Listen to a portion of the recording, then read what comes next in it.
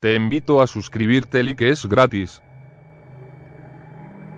Álvaro llevaba años sin poner los pies en el pueblecito de Galicia donde creció, pero la grave enfermedad que sufría su padre le obligó a desplazarse a la zona rural donde se crió para darle un último adiós. Por desgracia su padre tenía las horas contadas. Angustiado por el ambiente familiar que había en la que antes fue su casa, decidió salir a pasear para despejarse un poco. No le importó que ya hubieran pasado las 2 de la madrugada, tenía que separarse de sus hermanos, unos insensibles que como parásitos, y con su padre aún con vida, se repartían la herencia como hienas despedazan la carroña. Distraído y con la mente en otro lado, caminaba por los abandonados caminos que llevaban a la ermita del pueblo, una pequeña iglesia que se cerró varios años atrás por el grave deterioro que había sufrido su tejado en una lluvia de granizo. La ermita antes era la última escala en la procesión del pueblo, que finalizaba llevando la imagen de un Cristo desde la iglesia que había cerca de la plaza hasta allí. Pero cada vez eran menos los habitantes de la comarca y el pueblo parecía una fantasmagórica visión de lo que Álvaro recordaba de su niñez, por lo que la ermita nunca fue restaurada. Remaining time. X seconds. Cuando se encontraba a escasos metros del tramo final, escuchó una especie de cánticos, su curiosidad le llevó a acercarse aún más, pero algo en su interior le decía que debía esconderse. Un frío indescriptible parecía metérsele en los huesos y comenzó a sentir un fuerte olor a cera quemada. Instintivamente decidió ocultarse tras unos arbustos para contemplar aterrado lo que parecía una romería fantasmal precedida por un hombre que con la cara demacrada portaba una cruz en la mano.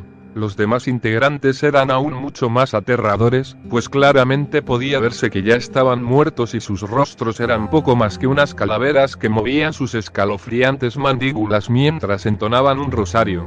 Todos los muertos portaban una vela en su mano y su lento paso parecía dirigirles directamente a la casa del padre de Álvaro. Álvaro, tan asustado como intrigado, decidió seguir a distancia a la cadavérica procesión, que cada vez se acercaba más a la que fue su casa, el lugar donde sufría la agonía de una lenta enfermedad su padre. Hasta que sorprendentemente su padre apareció caminando y, sin mediar palabra, uno de los esqueletos envuelto en una túnica se le acercó y le ofreció una de las velas. Su padre, como hipnotizado, alargó la mano y la recogió, y tal y como había parecido se esfumó en ese instante. El resto de integrantes de esa santa compañía también parecieron evaporarse en una extraña niebla. Todos menos el portador de la cruz, el primer integrante de la procesión de muertos que quedó tendido en el suelo durante unos segundos. Pasado ese tiempo se levantó, y con la cara totalmente descompuesta por el cansancio y como si su misma vida fuera gradualmente absorbida por la compañía de los muertos, como un sonámbulo comenzó a caminar en dirección al pueblo. Álvaro estaba tan petrificado por el miedo que no podía moverse, solo el grito desgarrador de una de sus hermanas le despertó del shock en el que se encontraba.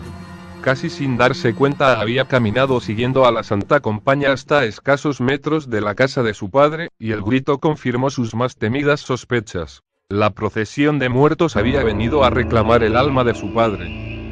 Corrió tan rápido como pudo hasta la habitación donde yacía su padre ya sin vida, prácticamente toda la familia se encontraba con él en el momento que su alma abandonó su cuerpo. Álvaro entendió en ese momento que la imagen que vio de su padre no era más que su alma uniéndose a una santa compañía con la que vagaría eternamente reclamando el alma de otros moribundos.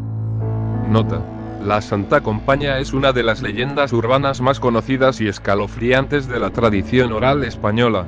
Aunque normalmente todas las personas que dicen haber visto esta procesión de muertos se ubican en Galicia, también hay casos de avistamientos en Asturias y otras regiones del norte de España, donde también se la conoce como huestia.